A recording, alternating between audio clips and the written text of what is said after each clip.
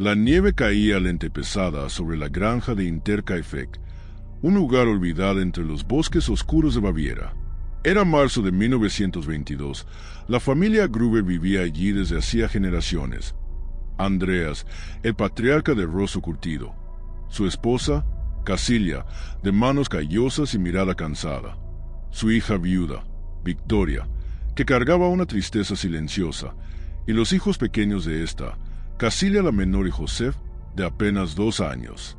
Junto a ellos estaba María Baumgartner, la nueva criada, llegada esa misma mañana con una maleta raída y una sonrisa tímida.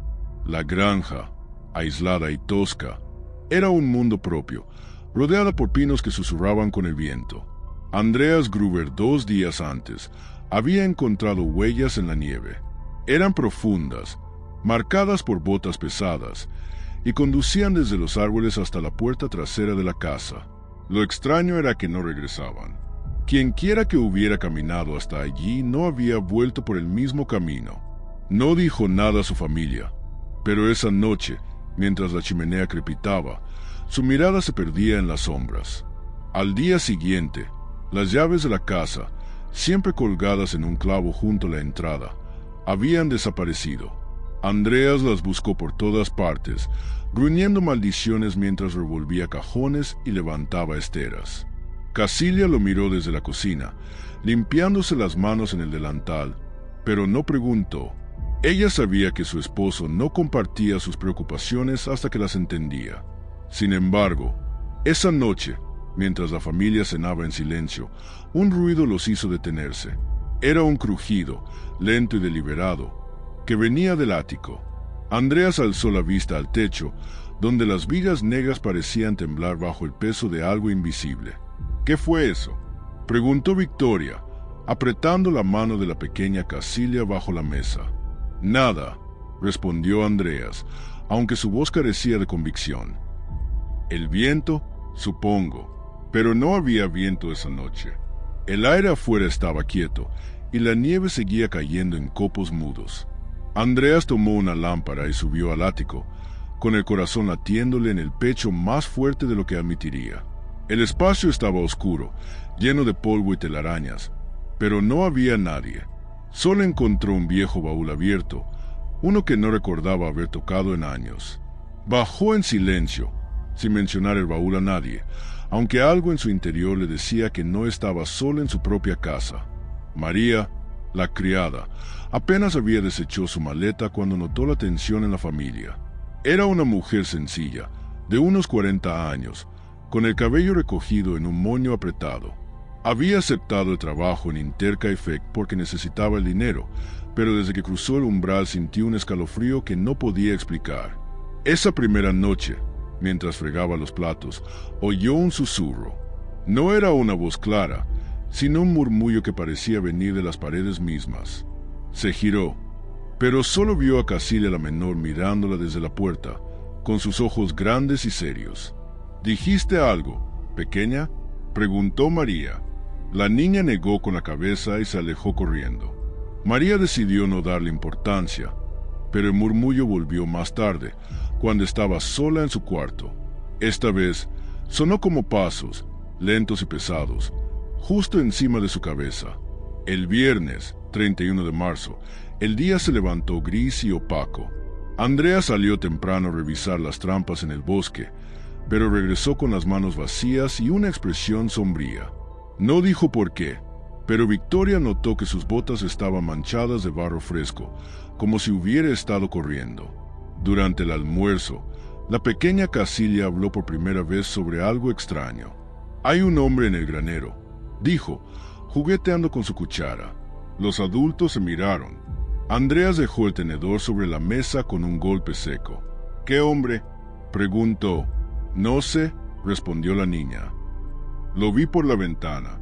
Estaba quieto, mirándome». Andrea salió al granero con un hacha en la mano, seguido por Victoria, que llevaba a Josef en brazos. El granero estaba frío y silencioso, lleno de heno y herramientas oxidadas. No había nadie. Solo encontraron una linterna vieja en el suelo, encendida, como si alguien la hubiera dejado allí hacía apenas un momento. Andreas apagó la luz con un movimiento brusco y regresó a la casa sin decir palabra. Esa noche, la muerte llegó a Hinterkaifeck. Nadie en el pueblo oyó los gritos, si es que los hubo.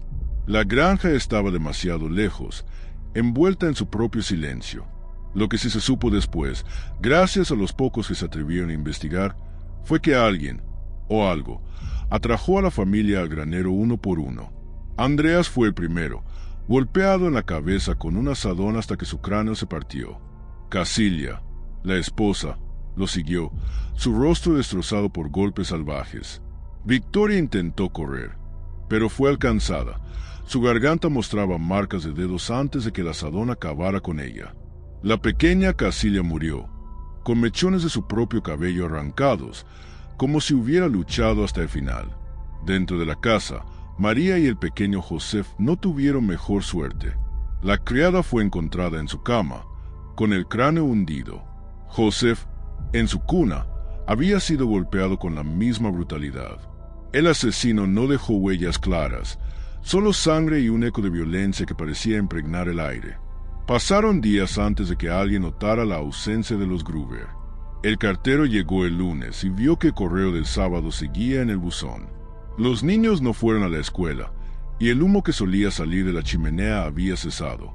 Cuando los vecinos finalmente entraron, encontraron una escena que los perseguiría por años. Pero lo más perturbador no fue solo la masacre. Alguien había estado viviendo allí después. El pan de la cocina estaba a medio comer. La chimenea había sido encendida, y en el ático encontraron restos de comida envueltos en trapos.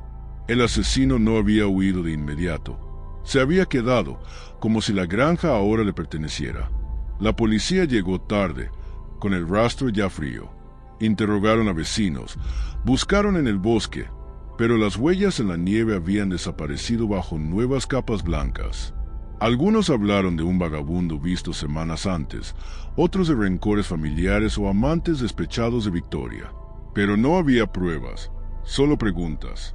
¿Quién había caminado hasta la casa sin dejar rastro de salida? ¿Qué significaban los pasos en el ático? ¿Y por qué el asesino se quedó, durmiendo entre los muertos?